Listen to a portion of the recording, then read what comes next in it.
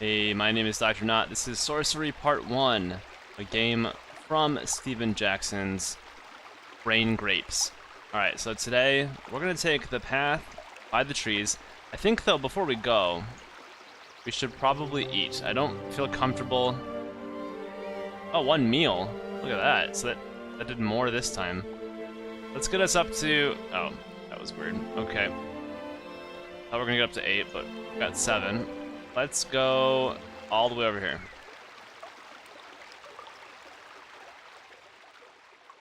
The path continues along the side of a line of trees. Suddenly, an acorn lands on your head and you hear a tittering from above, or from overhead, also, both same thing. The vixen grant you strength, more elven, in the trees hurling acorns. Let's just leave. You are pelted by more and more acorns, as well as some sticks and branches. You break into a run. Soon you are out of reach of the annoying creatures. I'm getting sick of those. I'm getting sick of those folk.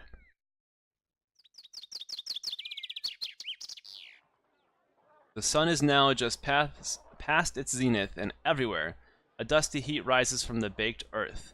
You are worn out. Almost to the point of physical collapse. Yes, we lost 2 stamina. You need food and rest, and no more trouble. Today has been too punishing already. You begin to think about where you will stay for the night. Another night sleeping out in the open would be best avoided. But then you see a small village set into the hill. Smoke rises from the stacks. The houses are well set, with stone at their bases and thatched roofs of grasses and thick leaves. There is, unusually, more than just the one street running through the center of town, but it is as though this place, once rich, has had its heart scooped away. Glitter surrounds the buildings, and on the edge of the village are rows and rows of empty, abandoned houses. Continue your slow trudge along the path. Let's go inside the village. This is not Cristatanti? I don't know. Looks pretty small. Maybe we're in the area. I'm not sure. You walk into the village. Young hill dwellers pass you and stare at your strange clothes. Their own attire is rough by comparison to your oh my gosh. Their own attire is rough by comparison to your gear. They wear their hair long, but piled up on their heads. These people are ghastly poor. The village is like a ghost town, here on the knife edge of the Backlands. You can rest at the inn or talk in an alehouse. Let us talk. We've got some money to spend, I think. Walking down the single road, you quickly find a hut with its front covering pulled wide open and the smell of brewed beer coming from inside. You go in. Several hill dwellers are here, talking gruffly. When you enter, they watch you with understandable caution. This is them watching us. Yeah, pretty rough. The owner of the hut comes over to you. Welcome to Cristatanti, he declares. What do you want? This is Cristatanti? Greet the owner. An evening's rest and a drink to wet my throat, you reply. Ale is 1 gold piece, he answers. Please sit. You go over to the table where the hill dwellers are. Sit with the oldest man. He can tell us the stories. You turn your attention to the oldest man at the table. Whatever face he once had is lost in a labyrinth of wrinkles, and his skin is the color of tanned hide from a lifetime in the beating sun. Greetings, old man. He raises his mug in salute. Stranger. His face is gravelly, like the dusty dirt that lines the streets of his town. Where are you from? I come from Analand. He nods. Not many as cross through the Cantopani gate. In either direction, if you know what I'm saying. I understand you. He grins and picks his teeth with a fingernail. They say there is a war coming, something to do with a crown. Let's play dumb. A crown? You ask cautiously. The crown of kings, he says. They say it's how a leader leads. Without the crown on your head, no one will follow you. The crown can raise an army from the farmyard or command a population to walk into the sea. He shakes his head. Sounds like a bad idea if you ask me, but if someone's got to wear it, I'd rather they were in Analand than Mompang. You sip your beer. The old man exchanges glances with the younger man sitting opposite. Let's talk to the young man. You thank him for the conversation. You catch the young man's eye. He moves over to be right beside you, close enough to whisper in your ear, but you don't quite catch what he says. Repeat that. The man giggles to himself unexpectedly. Leaning in again, so close you can smell the fumes on his breath, he declares, "Snaticats!" Then he collapses in a fit of giggles once more. Whatever the joke is, you cannot see it. Tell me about the village. The man nods twice, and drinks deeply from his beer to wet his throat. Perhaps not, because as he puts the mug down once more, he says nothing, just fidgets with his fingers and occasionally grins in your direction. Uh-oh. We're gonna get ambushed here. Ask one of the other if I go to somebody else, they're gonna ambush me. If I do this, I'm gonna get ambushed from behind. So let's ask somebody else. You catch a woman's arm nearby. This man is an idiot, you declare. She shrugs, slipping free of your grasp. Every village has one, she answers. Doesn't mean we're all like that. Good stock we are. And she flutters her eyelids. You get back to your feet, disgusted. The young man giggles to himself, but does not attempt to stop you. We're gonna get I have a bad feeling. I don't think this guy is as stupid as we're claiming he is. You make to leave the inn. The owner stops you, holding out his hand. Yes, let's pay it. We'll pay him. You pay him his gold piece and step out into the street. You look this way and that, trying to decide what to do next, when you realize the old man has joined you once more. He grabs your shoulder and presses a fruit into your hand. Bamba, he declares through fermented breath. I grow them myself. Good for the stomach. He pats your belly and walks away, swaying slightly. You turn the old man's gift over in your hands. It is a thick-rinded fruit that keeps well and will be highly nourishing when you decide to eat it. Its only drawback is its incredible weight. It is now evening and time to sleep. Let's see, we'll eat it in the morning. So do we still have that? Let's see. We'll eat it in the morning. And, oh yeah, we have the key. Right. See if sleeping gives us any stamina back. And if we can get up to 7, I'm not going to eat that fruit. But if not, I'm going to eat the fruit. You stop a passerby and ask for an inn, and they lead you there directly. The woman who runs the place stands in the doorway with her arms folded. Are you from the king? She demands. No, I'm a mere traveler. The woman narrows her eyes at you. This is the guest house, the best in Cristatanti. Only guests stay. And any guest of mine knows it cost me 3 gold pieces to host a man overnight, and 2 to feed him. But it's all between friends.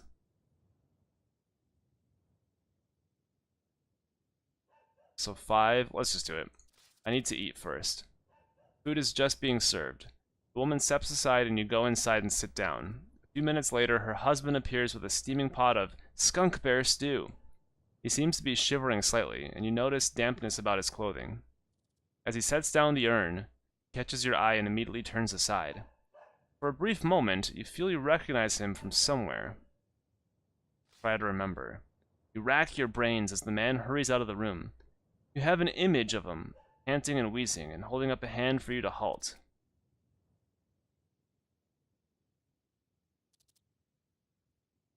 Oh yeah, it's the freaking bridge guy.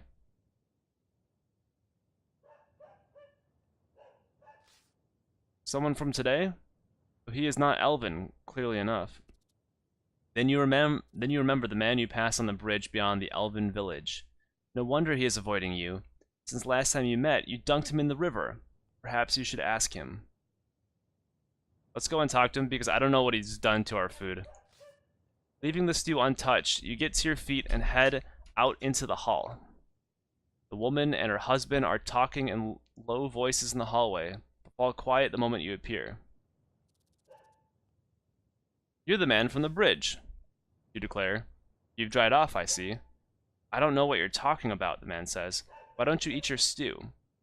The sound of his voice confirms it. It is definitely the man you met earlier.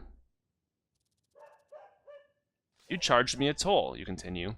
I pushed you into the water. The woman grabs her husband by the arm. What have you been playing at?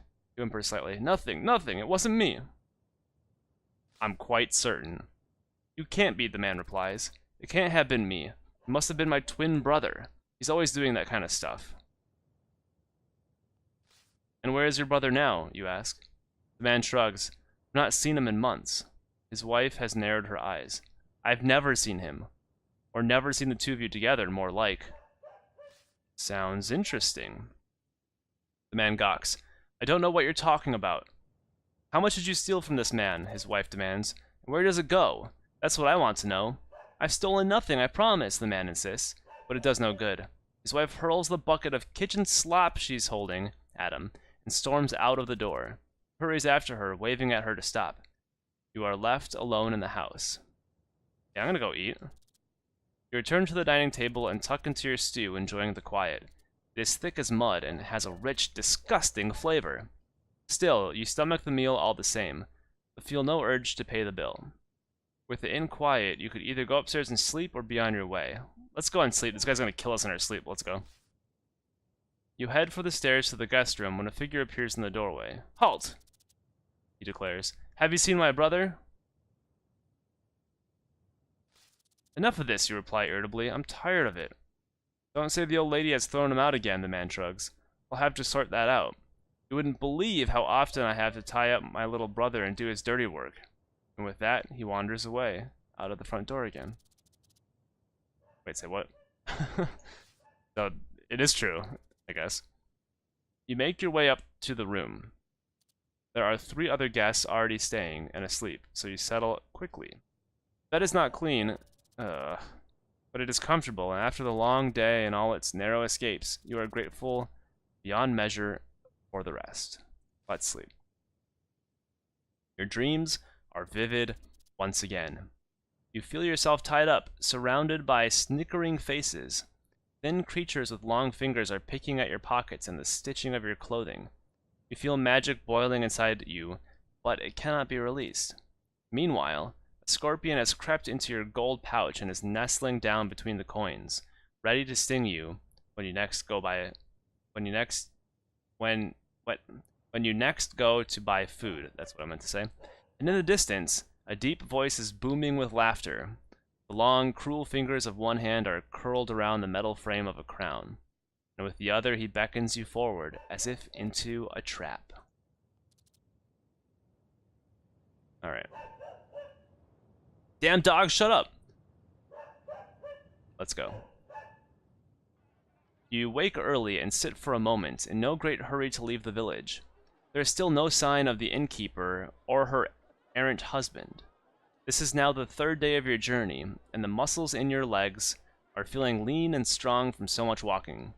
You spend a short while enjoying the peace, then unhurriedly collect your possessions and set off along the path.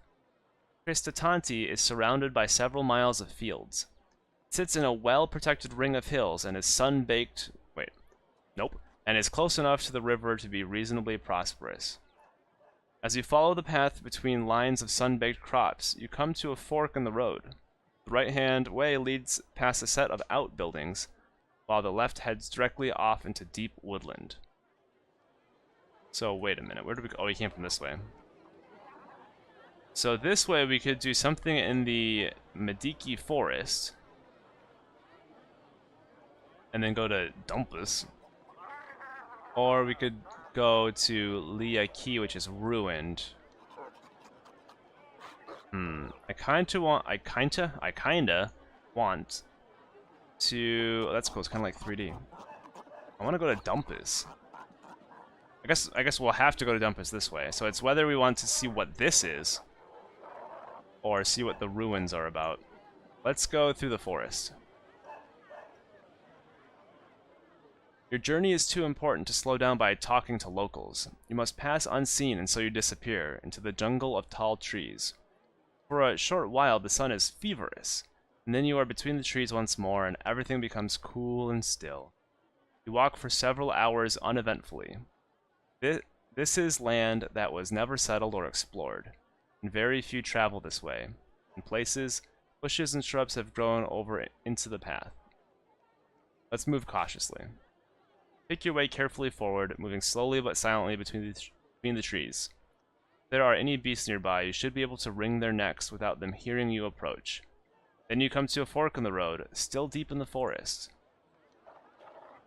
Yes, let us actually get there.